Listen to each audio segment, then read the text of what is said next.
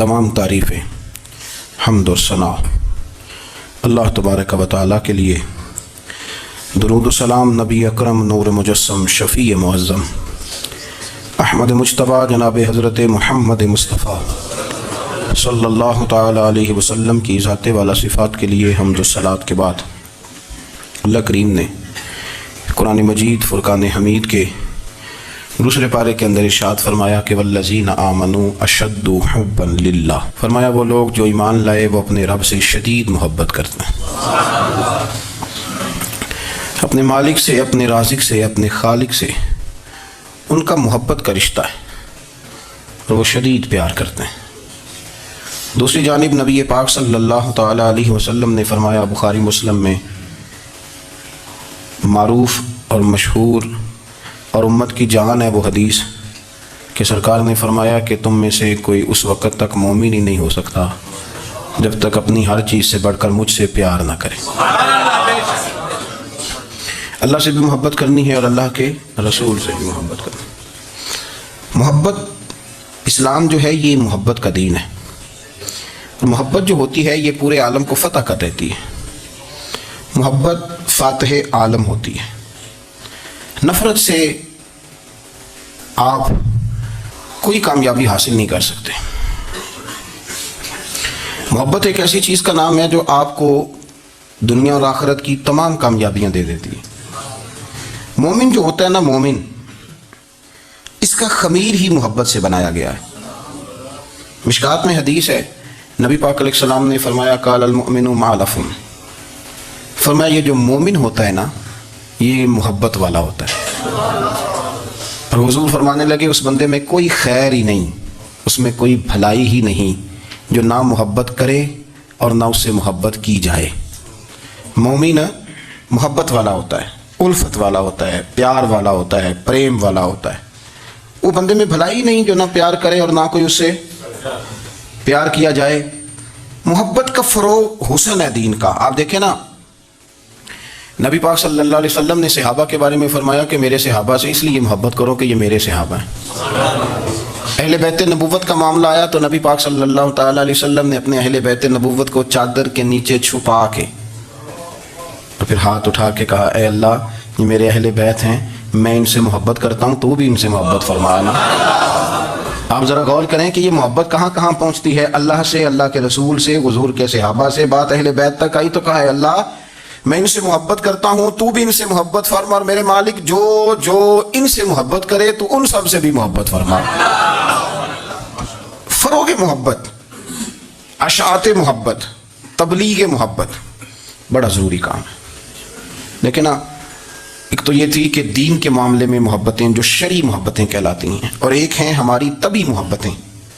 हुज़ूर सल्लल्लाहु अलैहि वसल्लम ने हमें हुक्म दिया है, फरमाया अपनी बीवी से बुग़्ज़ ना रखना।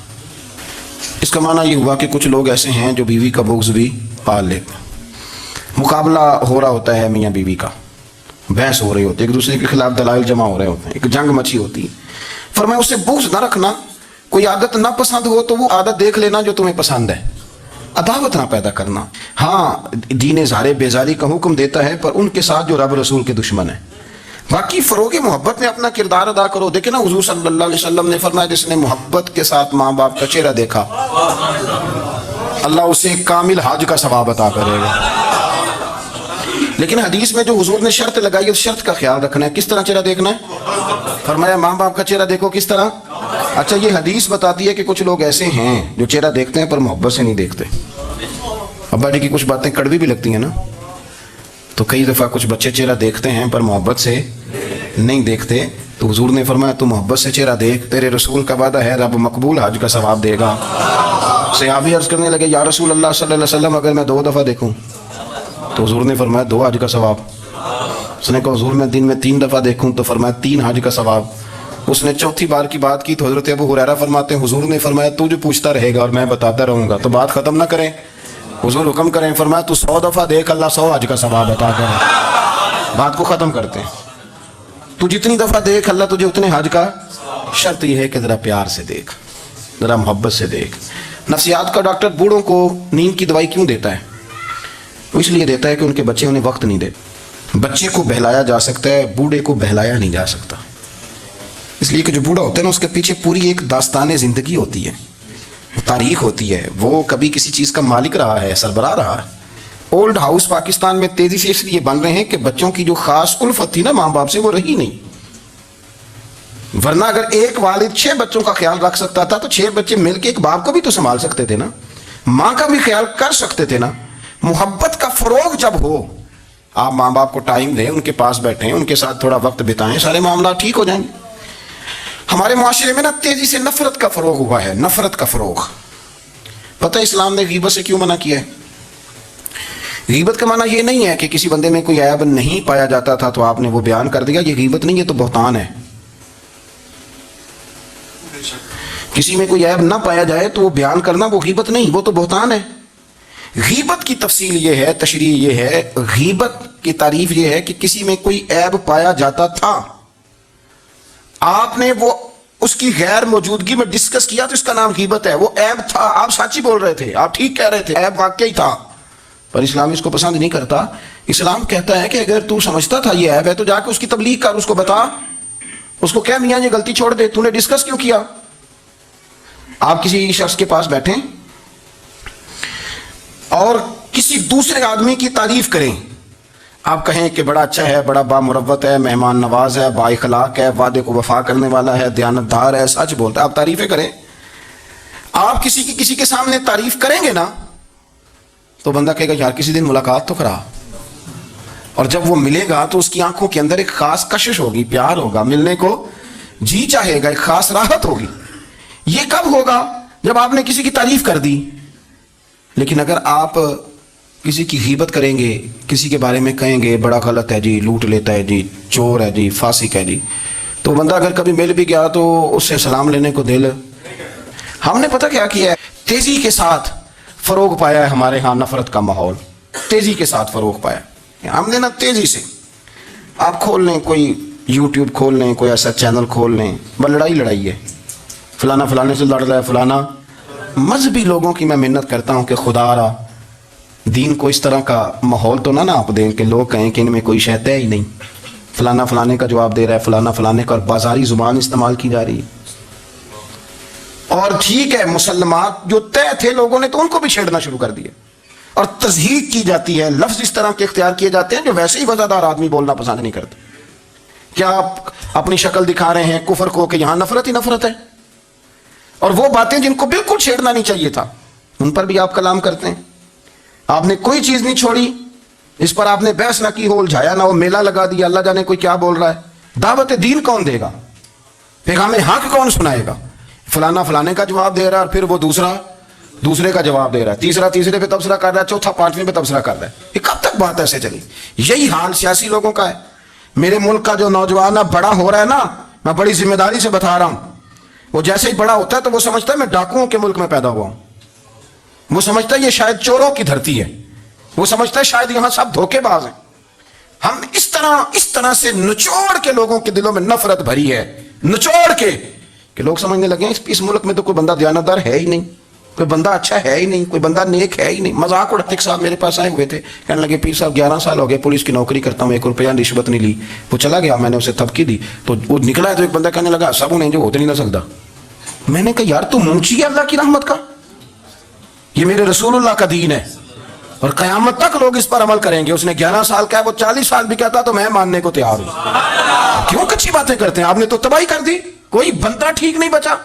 ایسے میلہ لگا ہوا ہے، اس دھرتی کو آپ برا کہتے ہیں، اس کو چوروں کی اور ڈکیت کی اور فراڈ لوگوں کی آپ دھرتی کہتے ہیں۔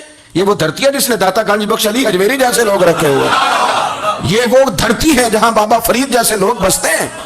کیا بات کرتے ہیں صاحب، یہ اتنے بزرگ ترین لوگ یہاں بستے ہیں اور آپ کیا بات کرتے ہیں؟ اور دیکھیں میں بالکل ہی غیر سیاسی اور غیر جانبدار رہتا ہوں ملکی معاملات میں، لیکن جس شخص نے پاکستان کو ایٹمی قوت بنانے کے لیے، اب تو بڑی عمارت ہو گئی ہے، غربت میں جس بندے نے کام شروع کیا تھا کہ ایٹمی طاقت بن جائے، اس نے کوئی کام کیا کہ نہیں کیا؟ آپ کو پاورفل بنایا کہ نہیں بنایا؟ کبھی تبصرہ ہوتا ہے اس پر بھی؟ ہمیں لاکھ اختلاف صحیح، ہم بھی بات کرتے ہیں مخالفت میں، لیکن تباہی نہیں اتار دی ہم نے، توہین کر کر کے، نفرت پھیلا کے۔ اس سے پہلے جو حکومت گئی شاید اس کا سب سے بڑا مخالف میں ہوں، لیکن ایسا نہیں ہے کہ انہوں نے کوئی کام بھی ایسا نہیں جو اچھا نہ کیا ہو، ایسا نہیں ہے۔ میں ملک بھر میں سفر کرتا رہتا ہوں، میں دیکھتا ہوں بہت ساری جگہیں ایسی ہیں, بہت سارے دیہات ایسے ہیں جس میں بڑے بڑے شاندار روڈ بنائے گئے, کام کیا گیا. ان کی 99 خامیاں اپنی جگہ پر, خوبی کا بھی تو ذکر کریں. یہی حال اس گورنمنٹ کا ہو رہا ہے. لٹھ لے کے لوگ ہیں, یہ بھی گندا وہ بھی گندا. آپ کس طرح کی بات کر رہے ہیں؟ آپ نے تو ملک کو یہ نام دے دیا ہے کہ یہاں کوئی اچھا انسان بستا ہی نہیں. مولوی ہیں تو سارے برے ہیں, پیر ہیں تو سارے برے ہیں. کیا بات کرتے ہیں صاحب؟ یہ میرے رسول اللہ کی قوم ہے, یہ نبی پاک کی امت ہے, اور حضور نے فرمایا میری امت کبھی گمراہی پر جمع نہیں ہوگی. یہ نہیں ہو سکتا سارے لوگ ہی غلط ہو جائیں. لیکن ہم نے تباہی اتار دی. جس کے ہاتھ میں اسپیکر آتا ہے وہ سب کی پگڑیاں اچھالنا ضروری سمجھتا ہے. جس کے ہاتھ میں قلم آتا ہے وہ کہتا ہے چونکہ میں لکھ رہا ہوں تو میں اکیلا ٹھیک ہوں, باقی سارے غلط ہیں. محبت کو فروغ دیں, پیار کریں, اخوت کا رنگ دیکھیں. حاتم طائی کی بیٹی مجرم بن کے آئی تھی, مجرم بن کے, کلمہ نہیں پڑھتی تھی, اور اس کو سامنے کھڑے کر کے میرے نبی پاک نے فرمایا تیرا باپ کلمہ نہیں پڑھتا تھا پر اس میں عادتیں اچھی پائی جاتی تھی, اس کی صفات ٹھیک تھیں. یعنی حضور تعریف کر رہے ہیں, نبی پاک تعریف, اور ہماری زبان گنگ ہو جاتی ہے تعریف کی دفعہ. ہم تو جو میری بات مان گیا وہ بندہ ٹھیک ہے, اور جس نے میری بات نہیں مانی وہ بندہ درست ہے. یہ گنگ ہو جاتا ہے ہمارا مزاج. اپنی زندگی میں اچھے الفاظ ادا کریں اولیاء اللہ کے بارے میں, ان لوگوں کے بارے میں جو مسلمہ بزرگ ہیں, ہمارے امت کے مسلمہ بزرگ ہیں. ان کے بارے میں ہم ایسی کمزور باتیں کرتے ہیں جن کا سرے سے کوئی وجود نہیں, سرے سے کوئی داستان نہیں ان لوگوں کی. تو یاد رکھیں میرے عزیز, میرے رسول کریم صلی اللہ تعالیٰ علیہ وآلہ وسلم نے جو ہمیں دین دیا وہ محبت والا دین ہے, وہ پیار والا دین ہے, وہ اخوت والا دین ہے. اس میں پیار کریں گے, پیار آگے لے کے جائیں گے, پیار کو فروغ دیں گے. سنیں حدیث میرے نبی پاک علیہ السلام نے فرمایا قیامت کے دن رب کریم فرمائے گا کہاں ہیں وہ لوگ. منادی اعلان کرے گا میدان محشر میں, کوئی آدمی اعلان کر وہ کہاں ہیں لوگ, اور تو کس کو ڈھونڈ رہا ہے؟ فرمایا مجھے رب نے بھیجا ہے کہ وہ بندے ڈھونڈ کے لاؤ جو دنیا میں میری رضا کے لیے ایک دوسرے سے محبت کیا کرتے ہیں. وہ بندے ڈھونڈ کے لاؤ. بندے ڈھونڈے جائیں گے. یا رسول اللہ رب ان کا کیا کرے گا؟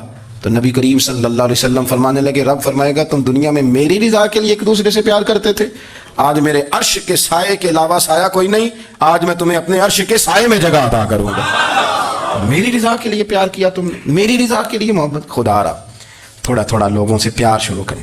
آپ یقین کریں وہ پولیس والے سے آپ کہیں نا کہ تو اپنا رویہ ٹھیک کر, تو کہتے تو پتہ نہیں بندے کس طرح ساڑھنا سلوک کرتے ہیں. وہ بھی مطمئن ہے, وہ کہتا ہے اگر میں گالی گلوچ کر رہا ہوں تو میں ٹھیک کر رہا ہوں.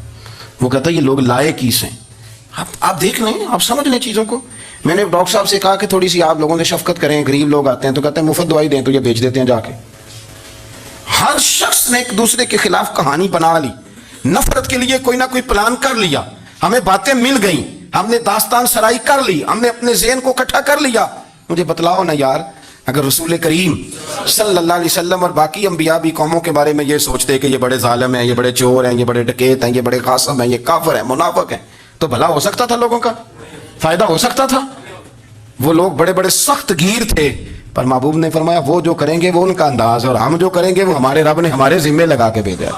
اپنی زندگی میں تلاش کریں اور پیار کریں, اور اچھے لفظوں سے لوگوں کو یاد کریں, اور خوبصورت لہجہ اختیار کریں, اور ٹھنڈی اور اچھی باتیں کرنے کی کوشش کریں اللہ کی رضا کے لیے, اللہ کی رضا کے لیے, اللہ کے بندوں سے پیار. یارو دیکھو, عورت ہو طوائف, زندگی ساری بیت جائے گناہوں میں, لیکن میرے نبی پاک فرماتے ہیں وہ رب کی رضا کے لیے کتے سے بھی پیار کر لے تو رب اسے جنت عطا کر دیتا ہے. تو کتے کو پانی پلا گئی, پر پلا گئی نا اللہ کی رضا کے لیے, اسے کوئی فائدہ تو نہیں تھا نا, اللہ کی رضا کے لیے پلا گئی.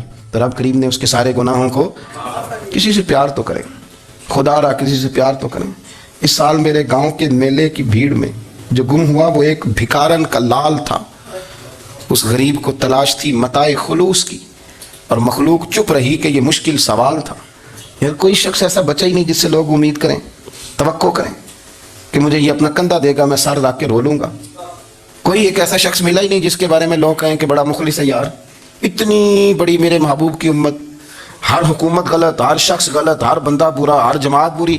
اللہ کی رضا کے لیے کچھ لوگوں کے لیے فروغ محبت کا بھی فریضہ سر انجام دیں. کیسے لوگوں کو یہ بات سمجھائی جائے؟ حضرت ابو ادریس خولانی رضی اللہ تعالیٰ عنہ تابعی ہیں. حافظ منذری نے الترغیب و ترہیب میں لکھا ہے, فرماتے ہیں کہ حضرت ابو ادریس خولانی کہ میں دمشق کی جامع مسجد میں گیا تو میں نے ایک چمکدار چہرے والا, سیاہ داڑھی والا, چمکتے دانتوں والا خوبصورت نوجوان نبی پاک کی حدیثیں بیان کرتا دیکھا. اس کے چاروں جانب حضور کے غلام بیٹھے تھے. میں نے ایک شخص سے کہا یار بڑا حسین چہرہ ہے, بڑا ہی خوبصورت انداز ہے, کون ہے بندہ؟ انہوں نے کہا آپ نہیں جانتے یہ صحابی رسول حضرت معاذ ابن جبل ہے رضی اللہ تعالی عنہ.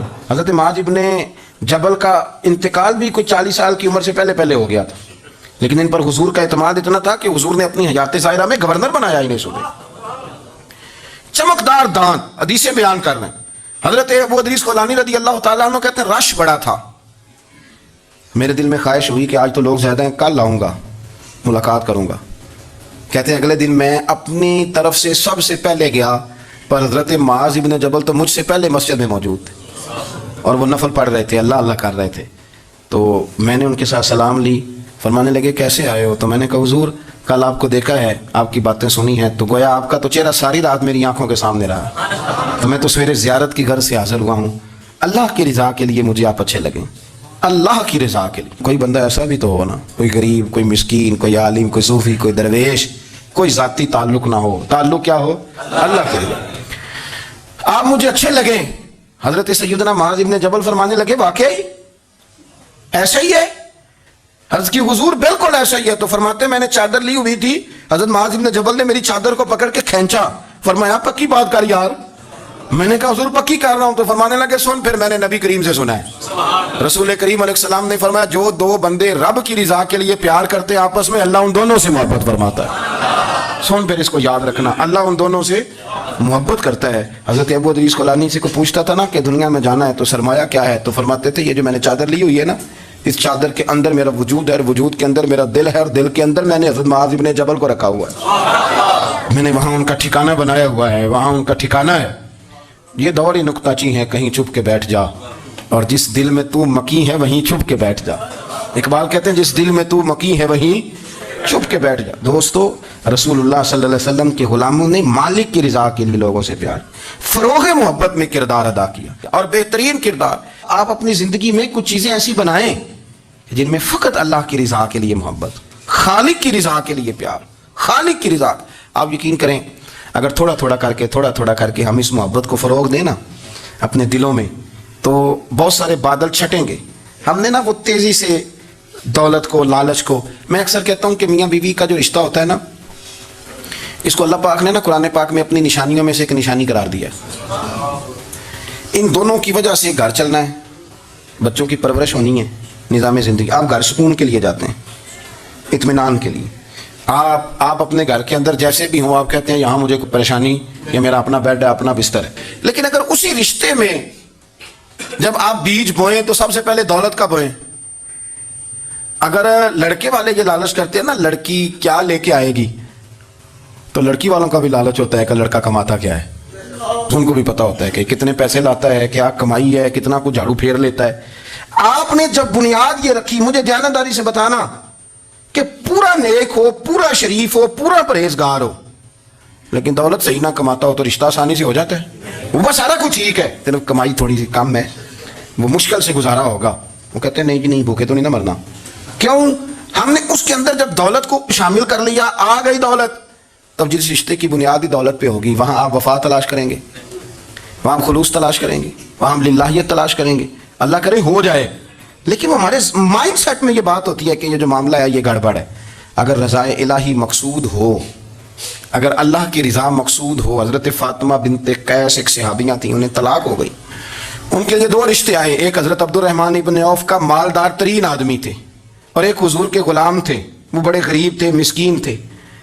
ان کے والدین کی خواہش تھی کہ عبد الرحمن ابن عوف سے شادی ہو جائے, وہ بھی تو بڑے نیک ہیں, پارسا ہیں, عشرہ مبشرہ ہیں.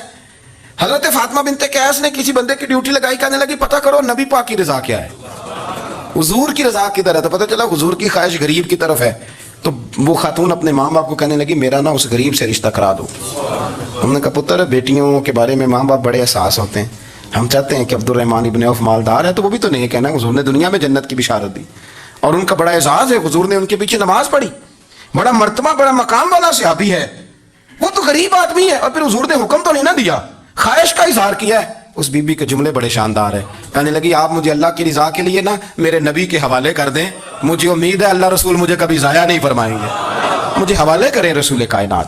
چھوڑیں کو ضروری ہے دنیا داری ہر طرف دیکھنا, کہیں کوئی کام ایسا بھی تو ہو نا جو محبت کے زور پہ ہو, جو محبت کے لیے ہو. کوئی ہمارے پاس بڑے سارے لوگ آتے ہیں، بڑے سارے لوگ آتے ہیں، اور ہم اس قابل بھی نہیں جو اتنے لوگ آ جاتے ہیں. میں صحیح کہہ رہا ہوں، بالکل کوئی حیثیت نہیں 1% بھی.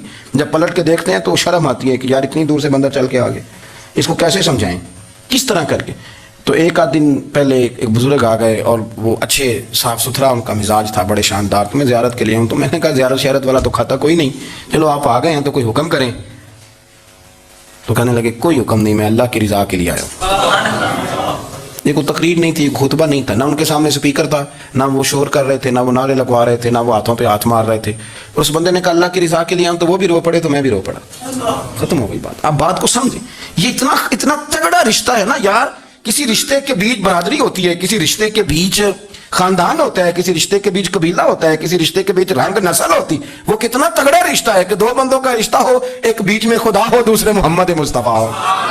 آپ کتنا اسے مضبوط رشتہ سمجھیں گے جس کے بیچ اللہ رسول ہو. اتنا تگڑا رشتہ، اتنا مضبوط تعلق، اتنی وسعت اس کے اندر. اللہ کی رضا کے لیے حضرت موسیٰ کلیم اللہ علی نبینا علیہ الصلوۃ والسلام سے رب کریم نے فرمایا، کہا اے موسیٰ میری رضا کے لیے بھی کوئی کام کیا ہے؟ حضرت موسیٰ علیہ السلام نے عرض کی یا اللہ میں نے تبلیغ کی. تو فرمایا وہ تو آپ کی ذمہ داری تھی. امام غزالی نے روایت لکھی ہے، اے اللہ میں نے آپ کے تمام احکامات پہ عمل کیا. موسیٰ وہ تو آپ نے کمال کیا، اللہ کے پیغمبر ہیں. تو میری رضا کے لیے تو یا اللہ تیری رضا کے لیے کیا ہے؟ تو رب کریم نے فرمایا کسی بندے سے صرف اس لیے پیار کیا ہے کہ وہ اللہ کا بندہ ہے، فقط اس لیے پیار کیا ہو کہ وہ اللہ کا بندہ ہے، فقط اس لیے. میرے عزیز آپ بات کو سمجھیں، زندگی میں فروغ محبت پر کچھ کام کریں، کچھ تھوڑا سا کوشش کریں گرد جھاڑنے کی، کچھ گرد جھاڑنے کی. ہم نے نا ایک سٹیٹس بنا لیا ہے. اب تو مسلمان پہلے فرقوں میں بٹے، قبیلوں میں بٹے، اب شہروں میں بٹ گئے. آپ کبھی گجرانوالہ کے لوگوں سے پوچھا نا گجرات، تو کہتے ہو گجرات والے تو اللہ بچائے، کہتے ہیں کہ نہیں؟ گجرات کے لوگوں سے پوچھے گجرانوالہ تو کہتے ہوتے کھاندے ہی بڑا نے، کس کی بات کر رہے ہیں؟ تو گجرانوالہ والوں سے پوچھیں لاہور والے کہتے توبہ لاہوریا جی. صحیح کون ہے؟ کوئی بھی نہیں. کیوں؟ اس لیے کہ ہم نے ہر شہر کے لیے کہاوت بنا لی ہے. میں صحیح کہہ رہا ہوں، ہر قبیلے کے لیے کوئی نہ کوئی. یہ ہم نے ظلم کیا اپنی جان، یہ ہم نے زیادتی کی. کہانیاں بن گئی، کہاوتیں بن گئی، شہروں کے لیے، علاقوں کے لیے، قبیلوں کے لیے. مقصود کیا تھا؟ کسی طریقے سے نفرت پروان چڑھے.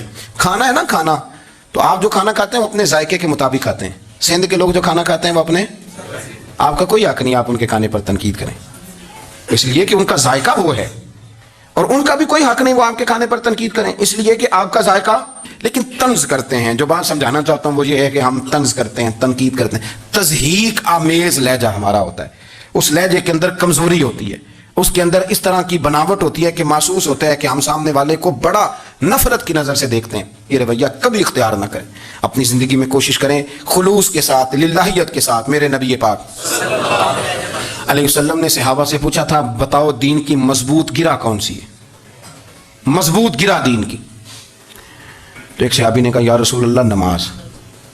5 وقت مسلمان جمع ہوتے ہیں، ایک دوسرے کا حال احوال پوچھتے ہیں، تو اس گرہ میں مسلمان بندے رہتے ہیں. حضور نے فرمایا تم نے بات ٹھیک کی پر میری مراد کو نہیں پہنچے. ایک صحابی نے عرض کی یا رسول اللہ صلی اللہ علیہ وسلم زکوٰۃ، امیر غریب کو زکوٰۃ دیتا ہے تو دونوں کا رشتہ مضبوط ہو جاتا ہے، تو یہ بہت بڑی گرہ ہے. تو حضور نے فرمایا بات تمہاری ٹھیک ہے پر تم میری مراد کو نہیں پہنچے. تو تیسرے نے عرض کی حضور حج، مختلف رنگوں کے، قبیلوں کے، نسلوں کے، علاقوں کے لوگ آتے ہیں، ایک ہی لباس پہنتے ہیں، ایک ہی بولی بولتے ہیں، لبیک اللہم لبیک. تو یہ بہت بڑی مضبوط گرہ ہے. تو نبی پاک صلی اللہ علیہ وسلم نے فرمایا بات تمہاری ٹھیک ہے پر تم میری مراد کو نہیں پہنچے. تو صحابہ نے عرض کی حضور پھر آپ ہی بتا دیں کہ اسلام کی مضبوط گرہ کون سی ہے جس میں مسلمان جڑ جائیں گے. تو نبی پاک نے فرمایا مضبوط گرہ محبت ہے. اللہ کی رضا کے لیے پیار کرو، لوگوں سے پیار کرو. کوئی بندہ پھر تمہیں تلخ بھی ملے گا نا، تو تم چونکہ اس کے لیے نہیں کر رہے، اللہ کے لیے کر رہے ہو، تو پھر تمہارے لیے سہنا بھی آسان ہو جائے گا، دیکھنا اور پرکھنا بھی آسان ہو جائے گا. رضائے الہی کی خاطر لوگوں کا پیار. بخاری مسلم میں ہے، نبی پاک علیہ السلام نے فرمایا ایک شخص اپنی بستی سے چلا لمبے سفر پہ دوسری بستی جانے کے لیے، تو رستے میں فرشتہ ملا انسانی شکل میں. اس نے پوچھا کہاں جا رہے ہو؟ اس نے کہا اپنے بھائی سے ملنے جا رہا ہوں. فرشتہ پوچھنے لگا اس کا کوئی احسان ہے تمہارے اوپر، کوئی لین دین ہے؟ اس نے کہا نہیں. تو کہا پھر کیوں اتنا لمبا سفر کر رہے ہو؟ تو کہنے لگا یار میں اللہ کی رضا کے لیے اس سے پیار کرتا ہوں، اللہ کی رضا کے لیے تو اس لیے جا رہا ہوں. تو سنیں یہ بخاری مسلم کے لفظ ہیں. حضور فرماتے ہیں وہ فرشتہ کہنے لگا سن پھر میں انسان نہیں، میں فرشتہ ہوں، اور مجھے رب کریم نے بھیجا ہے یہ کہنے کے لیے کہ اگر تم دونوں اللہ کی رضا کے لیے ایک دوسرے سے پیار کرتے ہو تو اللہ تم دونوں سے پیار فرماتا ہے۔ اب یہ محبت فروغ کیسے پائے گی؟ اس کے لیے ایک تو یہ کہ اپنے دل کو تھوڑا سا سمجھائیں۔ آپ ارادہ کر لیتے ہیں نا، جب ذہن بنا لیتے ہیں کہ میں نے کوئی خدمت کرنی ہے، ذہن بن گیا، تو پھر اس کے لیے 2-3 لاکھ روپے 4 لاکھ روپے لگانے کی ضرورت نہیں ہوتی۔ پھر بندہ سٹاپ پہ کھڑے ہوئے کسی بابا جی کو پوچھتا ہے کہاں جانا ہے، تو کہتے ہیں میں نے ذرا یہاں قریب ہی جانا ہے، رکشا تلاش کر رہا ہوں۔ تو آپ کا ذہن بن گیا نا خدمت کرنے کا، تو موٹر سائیکل بھی بٹھایا تو گھر چھوڑا ہے، واپس آئے تو دل بڑا ٹھنڈا تھا۔ لیکن آپ یہ بھی کہہ سکتے تھے کہ بابا جی بچے کیا کرتے ہیں سعودی عرب میں، تو یہ 200 روپیہ رکشے کو دیں، گھر چھوڑ آتا ہے، بچے اتنا کماتے کس لیے؟ دونوں باتوں میں فرق ہے۔ میری بات کی سمجھ آ رہی؟ آپ اللہ کی رضا جب اپنا لیتے ہیں تو پھر کوئی کہانی جنم نہیں لیتی، لیکن جب یہ رنگ نہیں ہوتا پھر کہانیاں ہیں، پھر داستانیں ہیں، پھر بڑی بڑی باتیں، پھر بڑے بڑے لمبے لوگوں کے پاس پلاننگ ہے۔ اس طرح نہ کریں، پیار تقسیم۔ اور ایک تو یہ کہ خود اپنے دل میں اچھی سوچیں رکھیں، دوسرا یہ کہ لوگوں کو بھی کہیں۔ جب آپ کے سامنے لوگ بات کر رہے ہوتے ہیں نا، میرے سامنے ایک صاحب نے کہا کہ وہ ہمارے جو محلے کی مسجد ہے نا، اس کا خزانچی مولوی صاحب کے ساتھ مل کے 40 لاکھ روپیہ کھا گئے۔